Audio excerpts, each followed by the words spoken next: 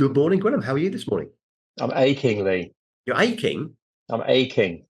Oh, I misheard that. I thought you said you're baking, first of all. I thought you were back in your bread, but Aching bad. aching That's what I am. bad. Aching bad. Why are you aching? As I mentioned in the pre-chat, I've got myself a personal trainer. Personal trainer. Yeah, well, I go to the gym and I always do the same thing, and it's just making no difference at all. So I thought I'd get a personal trainer because then they'd make me do different things, and I'm now massively resenting him because it's achieved exactly that, and I've got to do different stuff, and I don't like it. It's not familiar, and it hurts. Is that the key? You need to, because I go to the gym regularly, but I do the same stuff over and over and over again, and the key is to do different things. So if you could tell me what he's told you, then I don't have to go to the expense of a personal trainer. If you wouldn't mind doing that quickly. I would really happy to share. It's all about your glutes, Lee.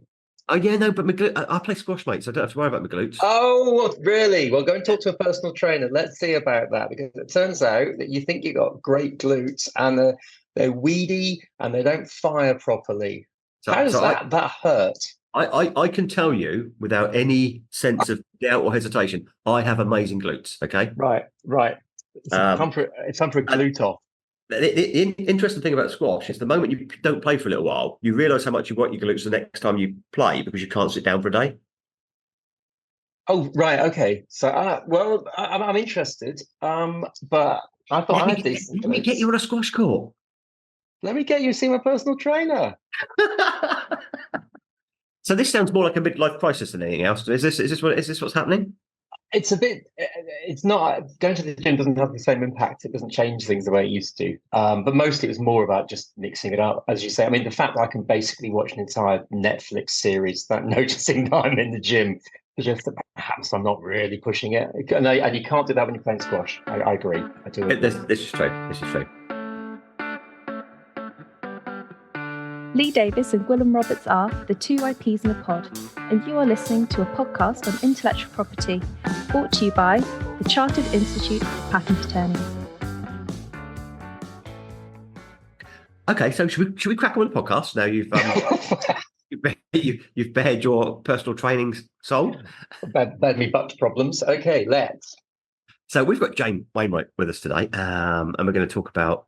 I think the menopause is what we're going to talk about, and how IP Inclusive has started to bring that into the broad portfolio of matters that it's sort of thinking about in terms of the IP professions. Jane, welcome to the podcast. I hope I got the introduction a little bit right. Yep. I'm a little worried that I can't actually top all that discussion of glutes and personal trainers and butts, but you did interestingly mention midlife crisis, which kind of ties into talking about menopause and some of the things that happen in midlife. Yeah. I'll say that for a reason. No names because it would be terribly unfair. But I was in a meeting and it was about kind of support that women need in the menopause and so on. And a guy in the meeting said, "Are you going to give that support to men as well because they go through the menopause?" And it was like, "No, mate, you go through a midlife crisis. It's what you go through."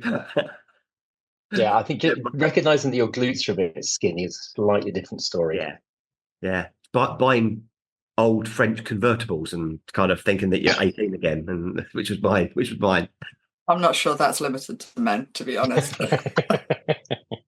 So Jane, welcome to the podcast. Can you introduce yourself to the audience? Is that okay? Yes, absolutely. So yeah. Hello, everybody. It's an honour to be on the podcast. So I'm Jane Wainwright. I'm a biotech patent attorney and work at Potter Clarkson. But the reason I am here is because I've been heavily involved and am now leading the newest of the IP inclusive communities called IPause, which was designed to support people in the IP profession and businesses in the IP profession on how to deal with all of the things that come associated with the menopause. So you're going to have to help us out here because so Gwilym and I are blokes. You may have noticed. So obviously we know women. It's I have personal experience. My wife's recently, is still currently going through the menopause. So we kind of experience it, but even when you try to be supportive, you still feel like you're doing it from a distance. Is my experience. Yeah. So help us understand where do we start this conversation? Yeah, I mean, I think that's a really interesting point on the basis that yes, it is women or people that were assigned female at birth that go through the symptoms of menopause, but actually everybody is impacted by it. You know somebody that has gone through it, is going through it, or will go through it, or you will go through it yourself. So it is something that is really important to understand better. And I actually think that in some ways it's less about supporting the women who are going through it, and actually about educating the people that need to support them. So, I mean, the very, very quick description of what menopause is that it is, the menopause itself is the strict end of ability to bear children, from a hormonal and physiological point of view. The period running up to that, which is when the majority of people get symptoms, is called perimenopause. Which is actually when most people would need to have support. But you'll still find that after the menopause, after the point of not being able to bear children, comes that there are still symptoms and still things that women and those assigned female at birth have to go through, because their hormones have changed. So one way of thinking of it, and that's perhaps a little bit easier for men to understand, that don't go through this themselves, is you think back to puberty and think about all of the changes that everybody goes through then, from a child to becoming a teen and an adult. For women, that's effectively a lot of those hormones almost being switched off again, or they're not switched off, but they're balanced differently. So it's kind of almost the reverse of that in some ways. So it can be similarly difficult, both physically and mentally. So I think, as Lee said, people kind of got a peripheral experience of it. But in the workplace, maybe I'm diving too deep too quickly, but in the workplace, where are the problems coming in? What are the kind of issues that are arising? Perimenopause, with the symptoms that people experience, there's over 40 recognized symptoms that are associated with it, and no woman gets every single one. So each person is individual in terms of the symptoms that they will experience and to the extent that they will experience them. So when it comes to the workplace, there isn't really a kind of a set way of addressing it or dealing with it or supporting it. So some of the symptoms include kind of brain fog, an inability to concentrate. We can understand how that in a workplace can be really, really difficult to cope with, particularly if you are on the attorney side and you need to concentrate really, really closely on thinking about technical arguments and legal arguments, or even for patent attorneys in the European Patent Office in oral proceedings. Suddenly losing your train of thought because you can't focus is actually really, really difficult. So that's kind of an obvious area where it impacts on the workplace.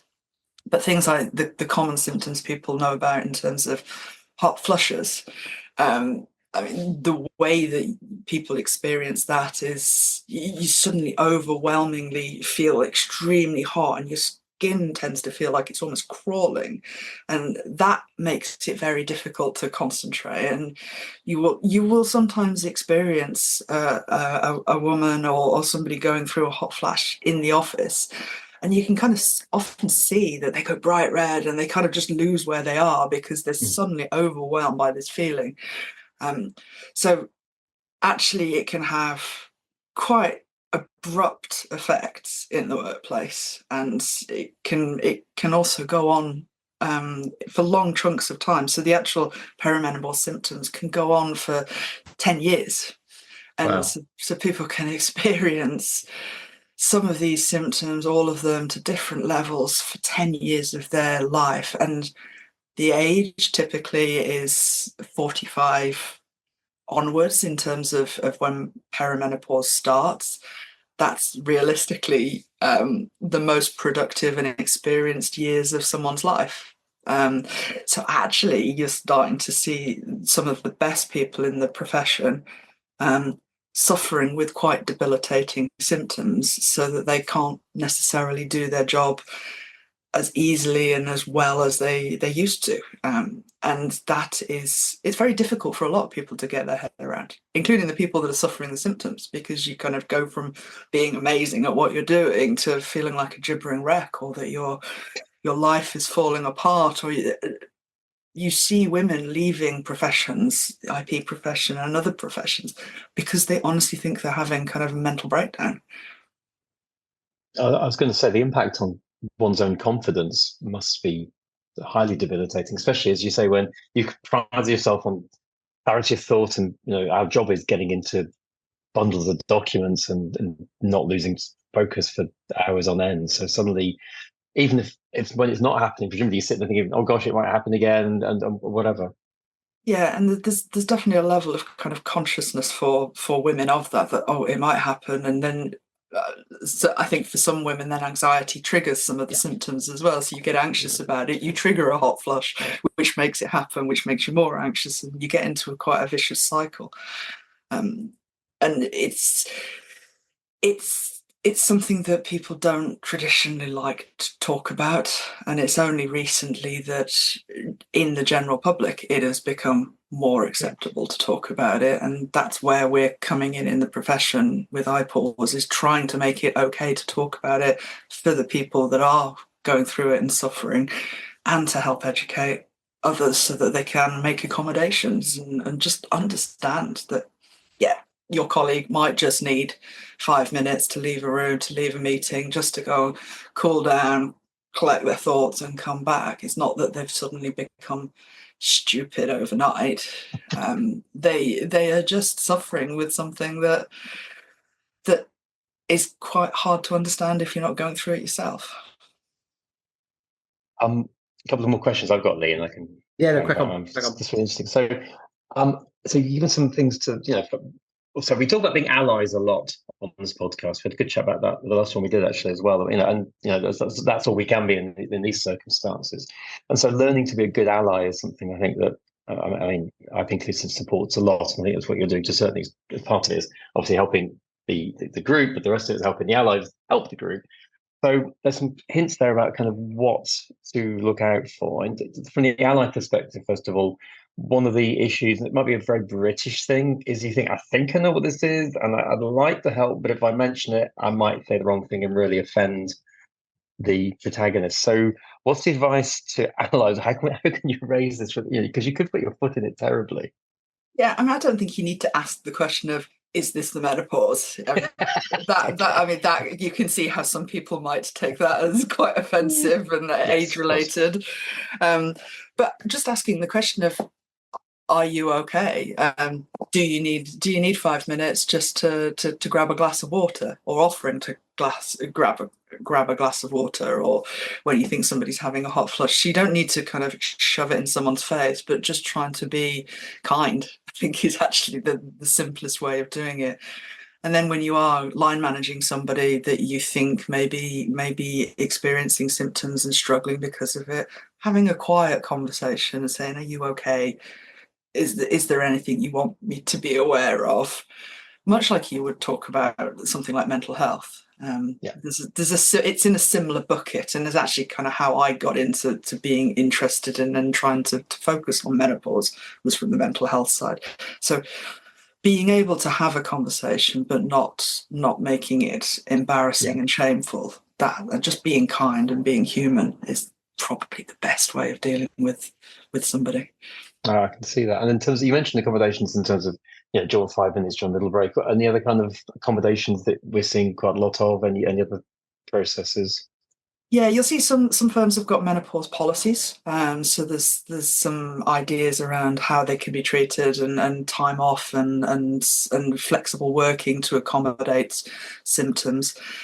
You see some companies putting in place like a menopause cupboard, and that'll have things like some handheld fans in it. And Oh, wow. So for a hot flush, just to cool you down. I mean, particularly in open plan environments nowadays, which a lot of us work in, you don't have control over the temperature that you're sitting in. So things like that, some handheld fans, some cooling blanket kind of things, in case somebody is very cold because of it. So just little things that could be helpful. A cupboard doesn't need to be. Everyone knows where it is, and they can just go and get what they need and then pop it back.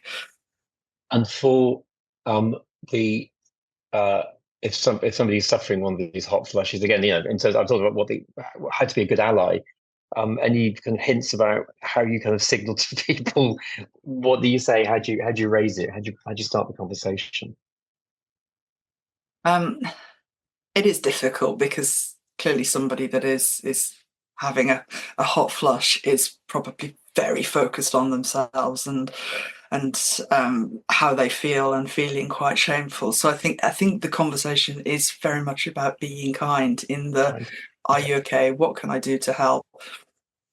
Glass of water, can I fetch you anything? And almost just it being an invisible ally is actually a more helpful way of dealing with it, in my experience, at least.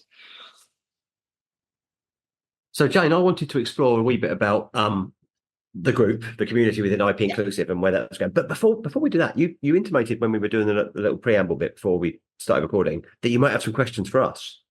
What would you normally ask of people like me and Gwilym, or men would be another way of describing us, I guess. Well, and it is honestly not just men. It's anybody that is not going through it or is experiencing it. I mean, a question I like to ask people is, how comfortable do you feel talking to women or those that have been assigned female at birth about menopause? So I'd like to think that I'm okay. I don't know. It's not something I get tested on very often because the CPROF is the staff are quite young generally, and tend to move on fairly early in their careers. So it's not something I can't say it's something that kind of occurs frequently here. But as I say, do have personal experience in kind of like my own family life. So you start to learn a wee bit about it there. And I do think that we have quite an open sort of office in CEPA in any case. So it is, we do talk about stuff. So this morning we were talking about egg donation came up. Don't know why, it's just one of those wild things that you start talking about in the office. And that led to a menopause conversation. Because I learned something. So I learned something about the trigger of menopause this morning that I wasn't just before we started the podcast. Because I was trying to remember what I learned in human biology. And my memory of human biology was that I don't why am I even telling this story, Gwilym? Where am I going with this? So it was that men until they physically get incapable of doing so are permanently creating sperm. So sperm is something that's been always created. Women are born with all the eggs they'll ever have, and those diminish over time, obviously, through the monthly cycle. And then it's the time when kind of eggs are no longer being released that the menopause starts. I didn't know that. That wasn't something I'd ever stopped to consider until the girls in the office were talking about it this morning. So we do have those conversations, but interesting, not with people who are going through it. Just generally because it's something we're interested in the office. So I think I'd be okay. Is a very long answer to that simple question. Sorry. I mean, I can answer. I'm a catastrophe, so I really care and I take it super seriously. But with all of these things, it's a me thing. I'm not very good at asking what I consider to be questions of someone else's private business. So I feel like I'm intruding. I'm terrified of, as you may have picked up from my ally question earlier, I'm terrified of like getting it wrong, which is also a bit like, you say to someone, do you want to see? I can see you're pregnant. And I say, no, I'm not. So that kind of horrible moment when you get it terribly wrong. And I kind of sort of live in fear of that. So this is why I think, and I don't think maybe not that unusual in the patent attorney profession as well. We are quite private people, I think, sometimes. We're not famous extroverts. So I think that guidance to our lives is actually really, really important. Once somebody's opened up to me and said, this is something I'd like to talk about, I'm totally comfortable. So it's starting that conversation with a bit, being honest, that I would struggle with. And it's not the menopause thing, it's almost anything.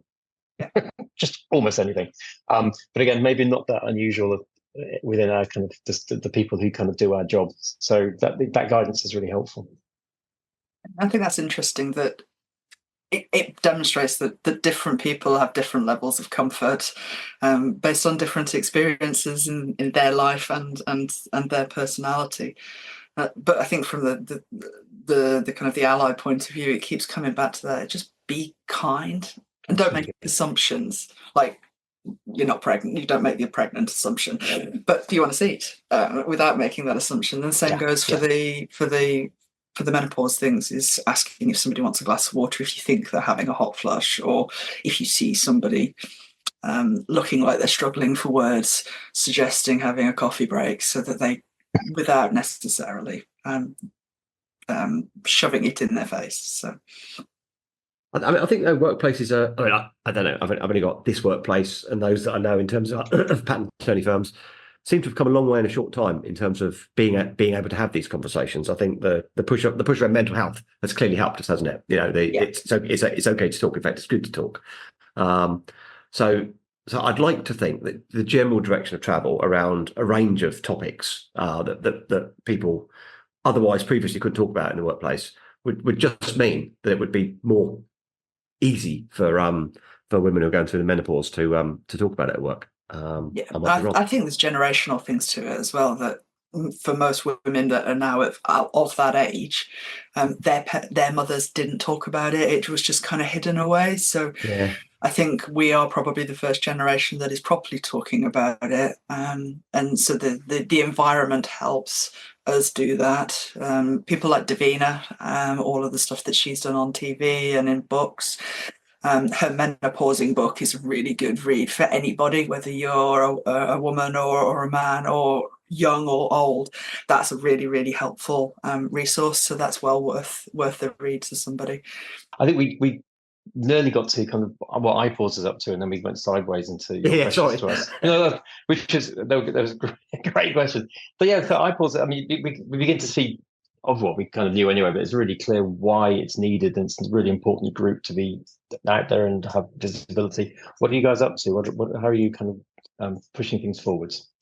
Yeah, so we're doing quite a lot of different things. So we have a number of resources which we gathered together. So there's links to resources all through the IP Inclusive website. So anybody can then go on there, find the right resources that can help them with various aspects, whether it's the mental health or managing symptoms or better nutrition. Recordings of some of the sessions we've done, and we've done some sessions particularly on nutrition and thinking about all of those factors around us that might impact on menopause. So things like the chemicals that you take into your body through eating, drinking, or just breathing, they can impact some aspects of the hormonal systems. So we've got copies of recordings are on the website as well.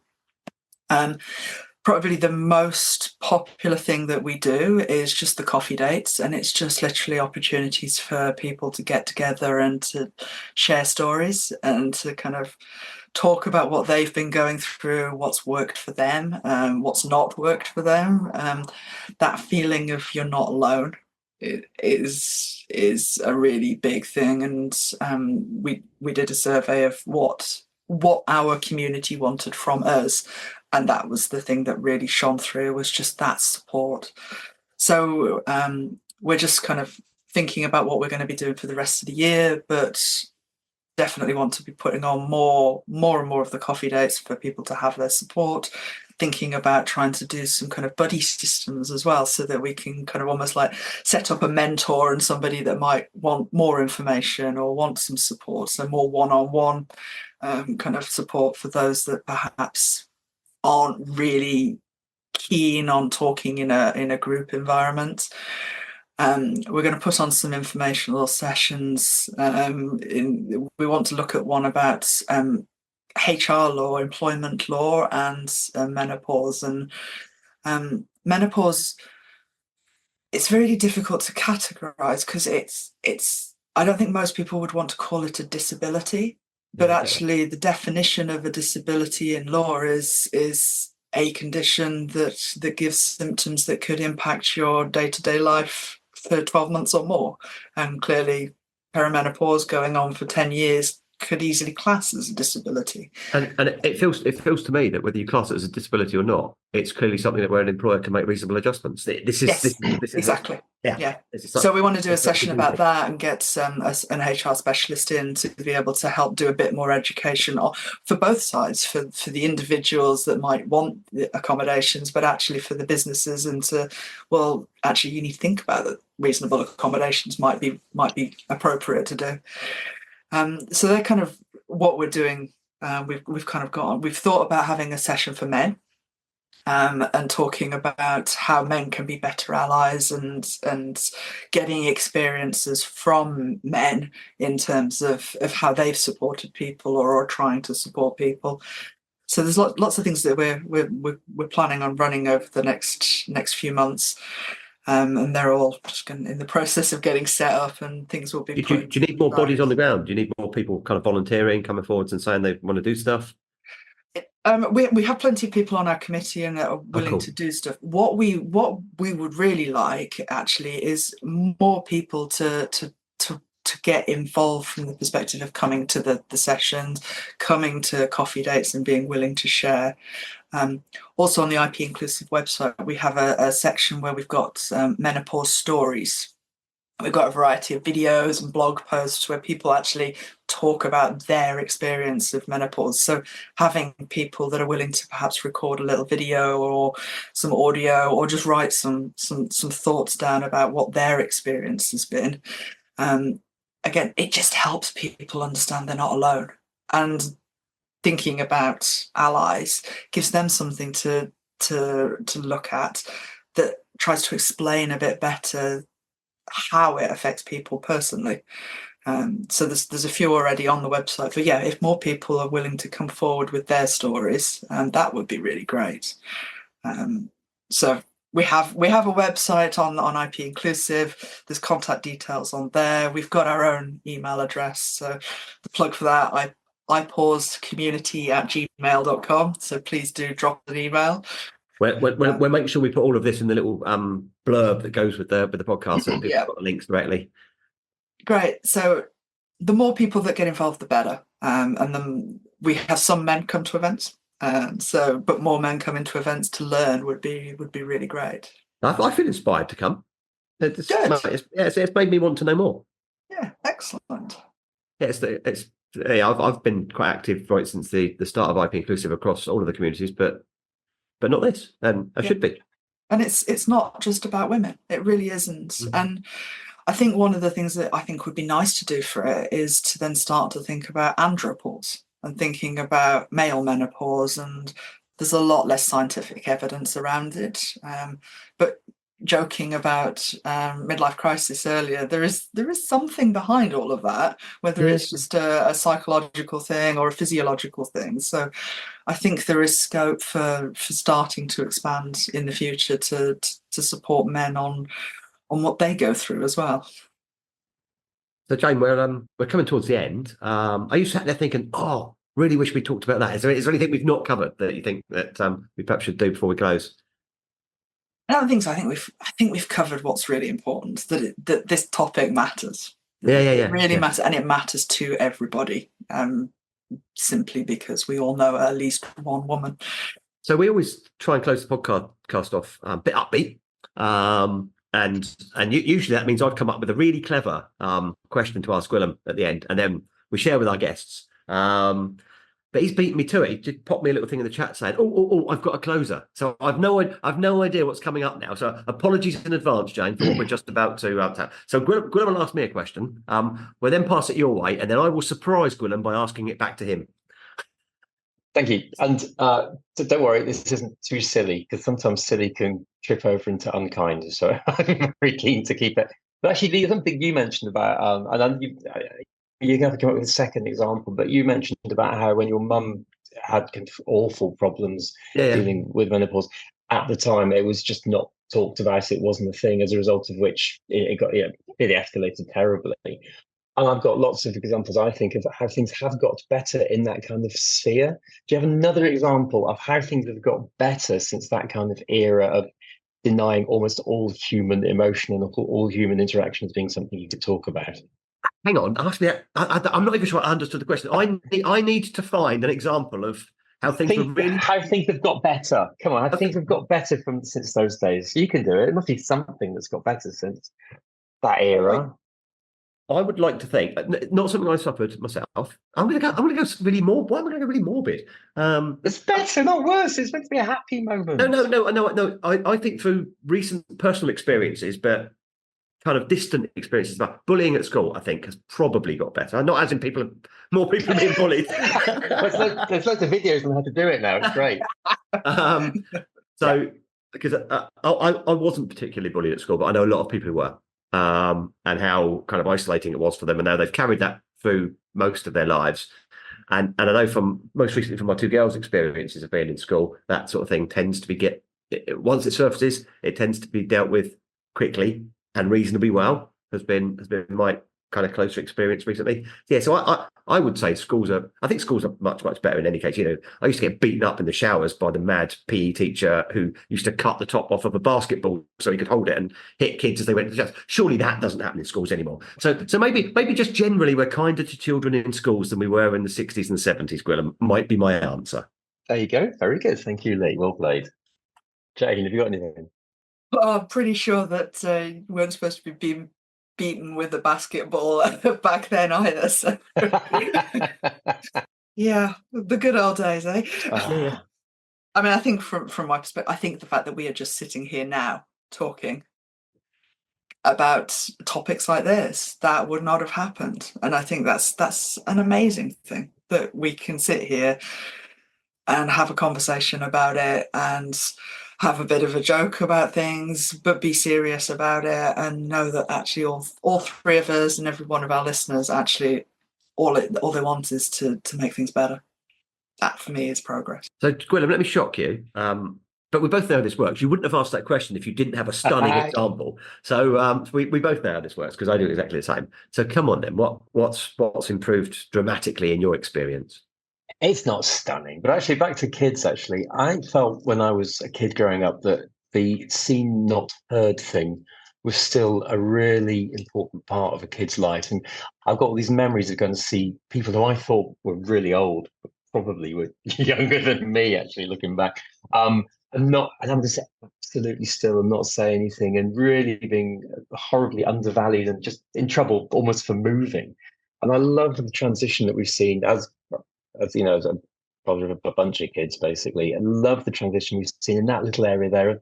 An unusual kind of cross-generational improvement, I think, in the relationships and the importance attributed to the kids in social environments and going to visit people. And I raised it because I remember it really vividly as being a horrible part of my life. Seeing old people was terrifying. I do think that's got better, and I think that's a good thing. Yeah, definitely. Although not necessarily a challenge to that, but something, again, recent experience. I've been to a couple of family weddings recently, not necessarily close family weddings, but family weddings where children weren't allowed. What's that about? Why would you not want children at weddings? That's pretty common nowadays. It is, yeah. And there's big things like pubs and cafes, whatever, just saying this is a no child zone. And I actually, my wife gets really cross about that.